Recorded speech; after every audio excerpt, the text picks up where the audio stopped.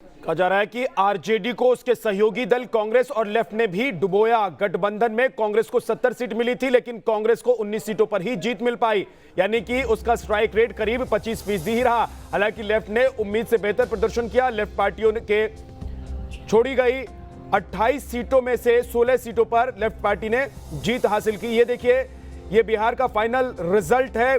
और देखिए, एक तो एनडीए के पास 125 सीट है और महागठबंधन के पास 110 सीट है, अन्य के खाते में 8 सीट। लेकिन अगर पार्टीवार देखें तो बीजेपी के पास 74, आरजेडी के पास 75 सीट, जेडीयू को 43 सीटें मिली हैं, एआईएमआईएम को 5 सीटें मिली है, बीएसपी को 1 सीट, एलजेपी को 1 सीट, अन्य के खाते में 1 सीट और दूसरी तरफ वीआईपी को 4 सीट और हमको 4 सीट मिली है।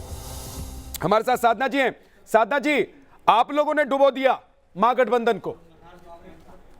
देखिए, मैं बार बार ये बात कहती आ रही हूँ और अभी भी कहूंगी, डुबोने और उभारने की बात नहीं होती है। गठबंधन में मिलकर चुनाव लड़ा। हाँ, ये बात सच है कि हमने पहले से कम सीटें इस बार लेकर आए हैं और उस पर मंथन करना जरूरी है। आत्ममंथन पार्टी करेगी और उस पर बिल्कुल विचार विमर्श किया जाएगा। लेकिन एक बात जो हम बार बार कह रहे हैं कि लोकतंत्र है, जीत और हार अलग बात होती है, लेकिन जब आप लोकतंत्र में आप सरकारी संस्थाओं का दुरुपयोग करते हुए नजर आएंगे, कैसे दुरुपयोग हो जाता है? राजस्थान में दुरुपयोग हुआ कि नहीं हुआ, ये बताइए।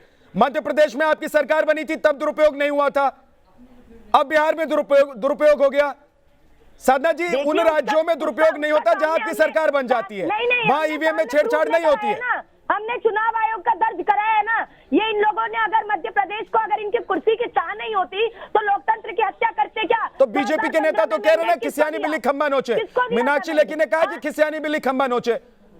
अरे फिर रहन दीजिए, कहावतें तो बहुत सारी हैं और इनकी कहावतों पे नहीं जाना चाहती हूँ, क्योंकि ये कहावतें ही कहावतें बोलते रहते हैं और इनकी कहावतों पे थोड़ी ना हिंदुस्तान चल रहा है। लोकतंत्र पे भारत देश चल रहा है। राजतंत्र और हिटलरशाही नहीं चलेगी। अगर हमें गलत लगेगा, हम अभिव्यक्ति की स्वतंत्रता के तहत सवाल भी उठाएंगे और चुनाव आप सवाल भी उठाइए, आप सवाल भी उठाइए।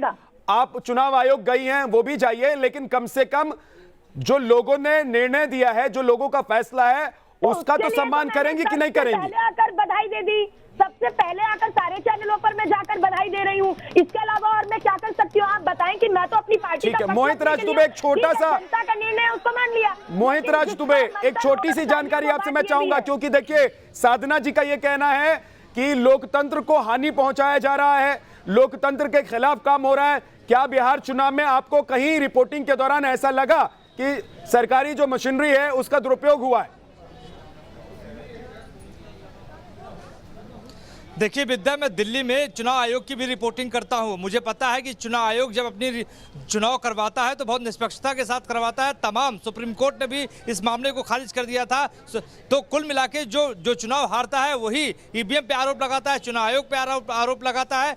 और जो उनकी हालत, खासतौर पे एक फ्रेज मुझे याद आ रहा है कि खिसियानी बिल्ली खंभा नोचे। तो ये स्थितियां ऐसी सियासी पैदा हो गई हैं। जब आप चुनाव जीतते हैं तो ईवीएम ठीक हो जाता है, चुनाव हारते तो ईवीएम खराब हो जाता है। मीनाक्षी लेखी ने कही है। साधना जी, माफ कीजिएगा, वक्त नहीं है, कम हुई है, लेकिन इन्होंने इसलिए वक्त नहीं है, इसलिए आपके पास आ नहीं पाऊंगा। लेकिन बहुत बहुत शुक्रिया हमारे साथ जुड़ने के लिए। मोहित, आपका भी बहुत बहुत शुक्रिया। एक छोटा सा ब्रेक।